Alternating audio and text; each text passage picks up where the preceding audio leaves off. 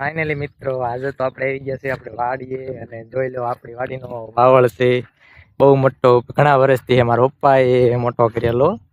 અને આપણી વાડી પડતર છે જોઈ લો આ તમે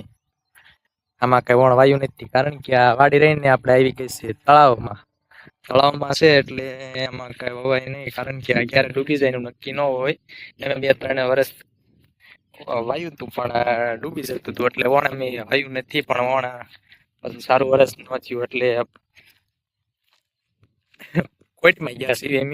કારણ કે વાયુ નહીં અને વરસાદે સારો નથી થયો એવું છે સમજ્યા પછી જો આમાં પાણી આવતું એટલે આમાં બધે પાણી પહેલા થોડું થોડું આવે ને પછી પાછું બધું ભરાય જાય સમજ્યા જોઈ લો ખોદી નાખ્યું છે જો તળાવ ઊંડું કરતા એ માટે ખોદ નાખેલું છે આ થોડું થોડું જોઈ લો તમે બરોબર ઠીકાણે માટે છે ને ભરાઈ ગઈ છે મિત્રો જો અહીંયા તો હજી આમ વરસાદ આવેલો છે થોડુંક આમ તો પાણી અહીં ભરેલું છે બાકીનું બધું તો સુકાઈ ગયું છે મિત્રો જોઈ લો આ તમે વરસાદ પણ સારો થયો નથી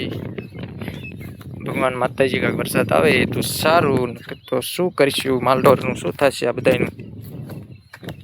પાઇપલાઇન લઈને આવડ્યા નથી જો અમારા ઘરે પાણી જાય છે પણ અત્યારે વરસાદ નથી એટલે પાણી